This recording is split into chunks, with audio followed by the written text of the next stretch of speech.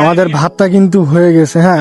আর এখানে ভাতের ভিডিওটা আমি করলাম না, কারণ ওইদিকে আমি ব্যস্ত ছিলাম, মুরগি কাটতেছিলাম, সেজন্য আর ভাতের ভিডিওটা করতে পারলাম না। যাই হোক, ভাতটা কিন্তু আমার রেডি হয়ে গেছে। আর এদিকে আর এক দোস্ত দেখো পেঁয়াজ কাটতেছে, মানে আমাদের যারা মেয়ে দিবে আর কি, তারা মনে করে যে সফল, ঠিক আছে, মানে সব এক এক কাজে এক একটা এক্সপার্ট। আমার দোস্তর বুদ্ধিটা দেখো, মানে এক্সপার্ট মানুষের বুদ্ধিগুলো আলাদা লেভেলই থাকে, ঠিক আছে।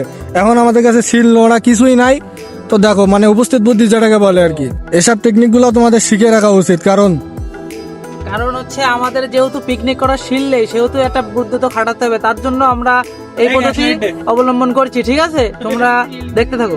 ডিমগুলো কিন্তু এখন ভাজা হচ্ছে খুব সুন্দরভাবে ভেজে, মনে করো যে খাবো আর কি, ঠিক আছে।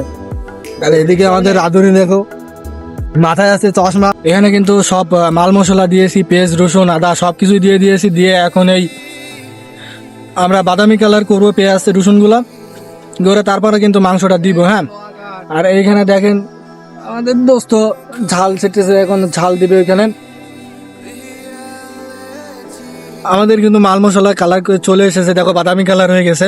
এখন আমাদের শেফ দেখো, আমাদের শেফ গুলা কিন্তু সব মাস্টার শেফ, খুব সুন্দর কালার এসেছে, তোমরা দেখতে পাচ্ছ। আমরা কিন্তু আর মাংসটা দিয়ে দিচ্ছি, মাংসটা কষাবো এবার সুন্দর করে কষিয়ে। কিন্তু রান্নাটা মনে করো যে আজকে একদম জবরদস্ত হবে, আগের দিনের মতন কিন্তু হবে না।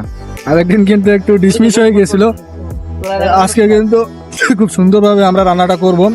এই সাইডে দেখো মাংসটা দেখো, আর আমাদের সব শেফ গুলা দেখো, খুব সুন্দর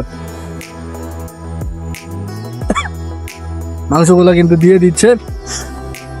মোট এইখানে মাংস আছে প্রায় 4.5 কেজির মতো, আর আমরা মানুষ 8-10 জন।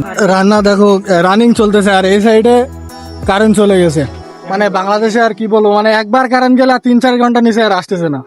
আর এখন রাত বাজে 12টা 7 কারেন্ট চলে গেছে। এখন মানুষ গরমে কি করবে, মানে সবাই তো বাইরে এসে বসে ছাড়া তারা কোনো কাজ নেই, যারা ঘুমাচ্ছে তারাও বা বাইরে চলে আসবে। দোস্তর কাজ কাম হয় না, এই যে সবাইকে রেখে একা একা খাচ্ছে দোস্ত, তোমার কোনো কাজ কাম হয় না।